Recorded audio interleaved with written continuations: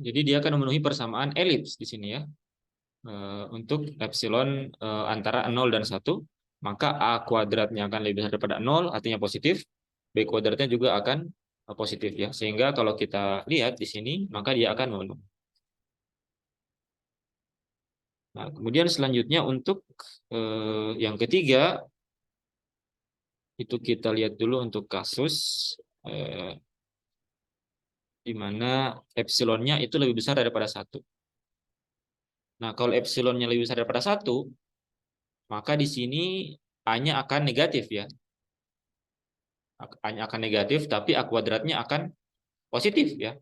Berarti di sini A kuadratnya tetap positif, akan lebih besar daripada 0.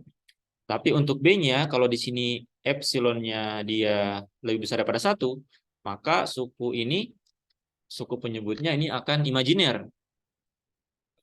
Akan imajiner ya. Karena akan menjadi minus di sini, akar minus sesuatu ya. Nah, tapi kalau kita kuadratkan, maka dia akan menjadi minus ya. Artinya di sini B kuadratnya itu kurang dari 0. Artinya dia negatif ya.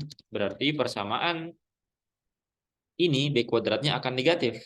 Sehingga persamaannya akan menjadi X kurang X0 kuadrat per A kuadrat. Kemudian di sini karena B kuadratnya minus, persamaannya menjadi minus Y dikurang Y0 kuadrat per B kuadrat seperti ini. Ini sama dengan 1. Nah, ini adalah untuk kasus hiperbola. Ya. Maka lintasannya akan berbentuk hiperbola karena B kuadratnya itu kurang dari 0 ya, atau negatif. Nah, kemudian yang terakhir itu adalah untuk epsilonnya itu sama dengan 1 ya. Dan sama dengan 1, kita boleh kembali lagi ke sini ya, ke persamaan ini tadi, ke persamaan dasar yang tadi yang ini. Nah, kita gunakan saja persamaan yang ini. Maka kita akan dapatkan di sini X kuadrat, kita tuliskan kembali. X kuadrat ditambah dengan Y kuadrat. Kemudian di sini epsilonnya 1 ya, berarti di sini menjadi R0 kuadrat dikurang 2R0X ditambah X kuadrat ya. Berarti di sini akan menjadi sama dengan R0 kuadrat dikurang 2R0X ditambah X kuadrat. Nah, ini sama ya, berarti ini bisa kita coret. Berarti persamaannya akan menjadi Y kuadrat ini sama dengan R0 kuadrat dikurang 2R0X ya. Atau Y kuadrat itu sama dengan R0 dikurang 2X. Nah, kalau kalian perhatikan di sini bentuknya adalah persamaan parabola ya. Kalau kita gambarkan kira-kira bentuknya akan seperti ini nanti.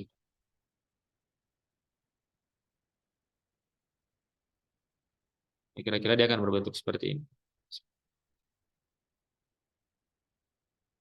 Nah, seperti ini. Di mana titik fokusnya itu ada di sini ya. Nah, kira-kira seperti itu ya. Jadi kalau epsilonnya 1, maka bentuk persamaan tadi, persamaan geraknya akan tereduksi menjadi persamaan parabola ya, persamaan kuadrat di sini. Persamaan kuadrat untuk Y. Nah, jadi kira-kira seperti itu ya pembuktian bentuk lintasan orbit dari suatu partikel yang dipengaruhi oleh gaya sentral bergantung pada 1/r kuadrat, di mana orbitnya itu bergantung pada nilai eksentritasnya ya. Dia akan berbentuk lingkaran ketika epsilonnya sama dengan 0, kemudian dia akan berbentuk elips ya. Dia akan menghasilkan persamaan elips seperti ini ya. Bentuk persamaannya seperti ini. Jika epsilonnya itu antara 0 dan 1, maka A kuadrat dan B kuadratnya akan positif, sehingga dia memenuhi persamaan elips. Sedangkan jika epsilonnya lebih besar daripada 1, maka B kuadratnya negatif, sehingga persamaannya akan menjadi berbentuk seperti ini ya. Dengan X0, Y0 itu seperti di atas tadi. Kalau persamaannya seperti ini, maka dia akan berbentuk hiperbola. Sedangkan kalau epsilonnya sama dengan 1, maka bentuk persamaannya akan menjadi persamaan kuadrat ya, di mana dia bentuknya akan menjadi parabola. Jadi yang ini eh, dia akan menjadi parabola ya, seperti itu. Baik, demikianlah materi untuk eh, sesi ini, di mana kita sudah membahas persamaan gerak atau persamaan orbit dari suatu partikel yang dipengaruhi oleh gaya sentral bergantung pada gaya super R kuadrat ya. Terima kasih. Sampai ketemu di pertemuan selanjutnya.